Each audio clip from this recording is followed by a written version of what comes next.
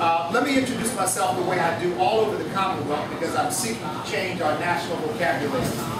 My name is E.W. Jackson. I'm a candidate for U.S. Senate here in Virginia. I am not an African American. I am an American. Now I say that, and I said it all over the place, and I was glad to walk in and see this bumper sticker, Stand Up for America. Be American. Be American. Folks, for the last 3.5 years, our country's been divided by race, by gender, by income. The government has been turned into an attack dog against business. Our Constitution has been in many ways trampled. It's completely disregarded or discarded. Our Judeo-Christian values and heritage have been disrespected and dishonored, while we're told that we have to yield to the needs of Islam, and Muslims have a right to worship. They have a right to be citizens of our country. Glad for that. But we are a Judeo-Christian country. That is our background. Those are our values as far as I'm concerned. Our treasury has been absolutely raided. And you know, we've spent more and borrowed more in the last 3.5 years than all the other administrations combined. And now here we are subservient to communist China, or at least indebted to them, and some of our policy is actually impacted by the fact that we owe communist China so much money. And of course, we've devalued our currency, the QE1, QE2, and who knows how many Qs that we haven't heard about, and all kinds of secret deals that the Fed is engaged in with no accountability to the American people whatsoever. Now, our sovereignty has been compromised. Our energy prices are skyrocketing while we're told that the fossil fuels that built this country are bad for us. They're going to destroy the planet. We can't get at our gas. We can't get at our oil. We can't get at our coal. Our borders are unprotected. We are inundated with unconstitutional executive orders and unlawfully appointed czars. And then to put the icing on the cake, we're told that we need to bow and apologize to the world because America's a bad place, and we're only 25%, we're 25% of the population, that is, we're only 3% of the population of the world, but we use 25% of the world's energy, but we are probably 50% of the world's productivity.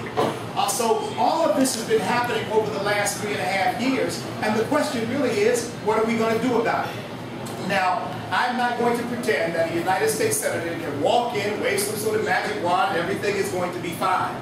But we've got to send leaders to Congress, understand where we are, and are willing to fight for the things that matter. Now, I'm 60 years old. I have never run for public office before in my life. I'm not a politician. I don't see myself as one. I have a certain set of convictions. I'm prepared to fight for those convictions. In the summer of 1970, I raised my hand in Marine Corps office and took an oath that I would faithfully support and defend the Constitution of the United States against all enemies, foreign and domestic, and bear true faith and allegiance to the same. That oath never had an expiration date. I still consider myself as an American citizen and a Marine Corps veteran of the Vietnam era to be under that oath. Now, folks, all of the candidates will tell you that we've got to stop spending. I agree with that. I completely and totally agree with that. In fact, I don't have it with me doing it. But I've got a little instrument that in fact, why don't you grab it for me, that I'll show you that is a sort of a symbol of how committed I am to cutting the budget and how committed I am to reducing spending. I don't believe in freezes. I don't think they've ever worked in our history, and they won't work now. I don't believe in zero-based budgeting and the idea that if you cut the projected growth of spending, you somehow really cut spending. Come on, that's a fallacy. That's a myth. That's a fantasy. We've got to actually cut spending. Now, I know that one senator can't walk in and do that, but I do intend to align myself with Jim DeMint. In fact, just met with Jim DeMint 2 days ago. Rand Paul, met with Rand Paul as well. Mike Lee, and any others who are serious about getting our budget under control and getting the government back within its constitutional limits. Now, the spending and the economy are terrible things, but I believe that they are symptoms of a much deeper problem. And if we don't deal with the deeper problem, we're going to end up right back where we started. And the first of the deeper problems is this, that we've got to come back to our Constitution. In the first debate, I take it most of you haven't seen the debates, but in the first debate, the issue came up with what we're going to do about the $1 trillion debt, the $1 trillion liability for student loans. I was the only candidate who raised the question, where is the constitutional authority for the government to be in the business of student loans? Why are we even involved in that? Why are we involved in the mortgage loan business? Why do we even have a Freddie Mac and a Fannie Mae? Well, they're GSEs, but we know they're really government entities. They're tools of the political system. Why are we even engaged in that business? I am committed to this idea that we've got to get the government out of the things that are not specifically enumerated in the Constitution, because our founding fathers believed that the more power you give government, the less freedom the individual has. And unless you limit the power of government, you will end up with people being slaves. And that's exactly where we're headed if we don't do something to arrest it. They intended for the enumerated powers and those powers only in the Constitution to set the limits for which government could act. And we completely ignored that. Nancy Pelosi was asked, do you think it's constitutional to have a health care mandate? She laughed. She thought it was a joke. Are you kidding? She said, are you kidding?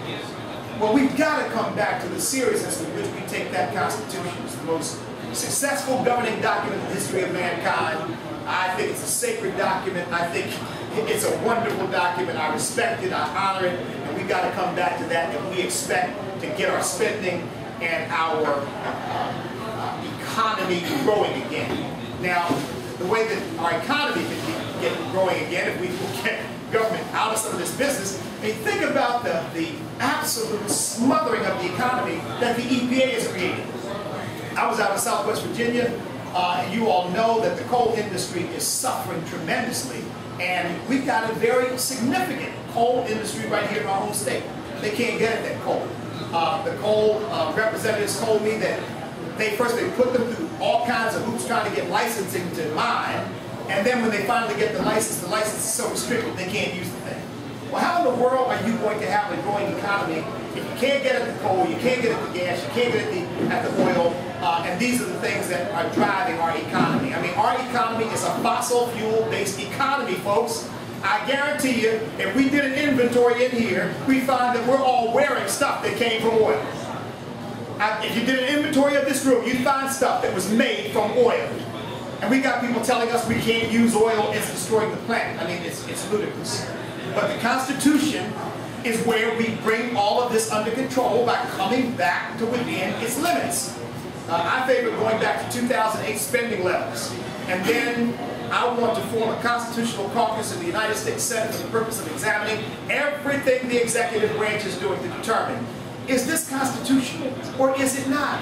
I mean, folks, when you hear Leon Panetta say we don't need the Congress to give us permission to start a conflict, all we need is the permission of an international body, I'm thinking to myself, am I in the twilight zone here?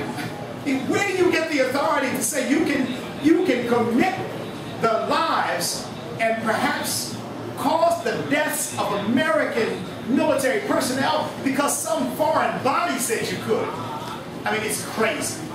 So, got to come back to the Constitution and remember that the Constitution was founded on Judeo-Christian values. I may hit an argument in here about that, but I believe that with all my heart, that this idea is critical to who we are as a country. If our rights come from government, or our rights come from the Constitution, or our rights come from a president, then guess what? The same body, the same document that gives them can take them away. No, our founders believe that our rights come from our Creator, that they are inherent in who we are as human beings. Not even the Constitution gives us rights. It doesn't give it to us. It simply secures rights that we have that are inherent in us as human beings. I believe we've got to come back to that notion if we're ever going to respect and honor the Constitution the way we should. And so I'll end with this. Folks, I believe that this election is really about one thing: freedom. It's about freedom. Now, somebody asked me earlier, am I a social conservative?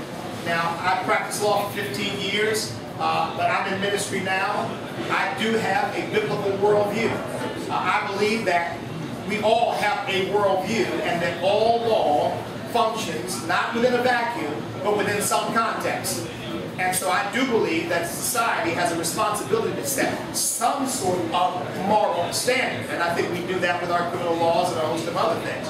So there are some things, yes, I believe that, you know, I believe in marriage as I think God ordained it. I believe, you know, that life should be protected from conception to natural death. I believe that. But for those of you who are, shall we say, more libertarian on those issues, let me just say this. I also believe the government's got to get out of the people's lives and to the fullest extent we can get. To the fullest extent we can get. I don't believe in affirmative action. I don't believe in all these crazy government programs that people come up with. We got to get those things out of the way so that people can fulfill their God-given potential without the heavy hand of government trying to move us around like puppets, tell us what kind of light bulb you can screw in, and what kind of car you can drive, what kind of fuel you can put in your car. You all know what they're doing now, trying to do now with ethanol to change the standards. And even in Southwest Virginia, because of the mining, they're telling people whether they can plant a garden now. The EPA's got to come test your yard. They'll tell you whether you can plant a garden. I mean, come on, this stuff has got to end. It's got to end. So this is about freedom. And folks, that's what I'm fighting. I grew up in a foster home. I was an F student and a juvenile delinquent. My father came back into my life, taught me discipline, gave me some choices. Either he was going to tear my head behind all the pieces, or I was going to do what he told me to do. I decided doing what he told me to do was a whole lot easier than getting my behind torn all the pieces.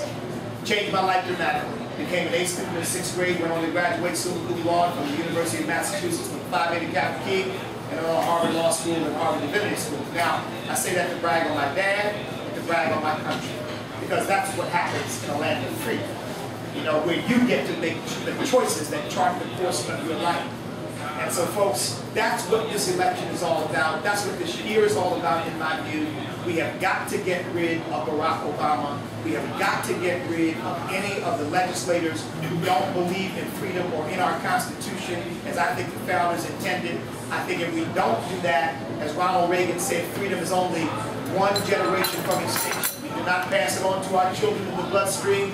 It must be fought for and protected, or we will spend our sunset years telling our children about the United States of America, where men were once free. Freedom is what it's all about. Thank you all very much. I'll be happy to take any questions that you have.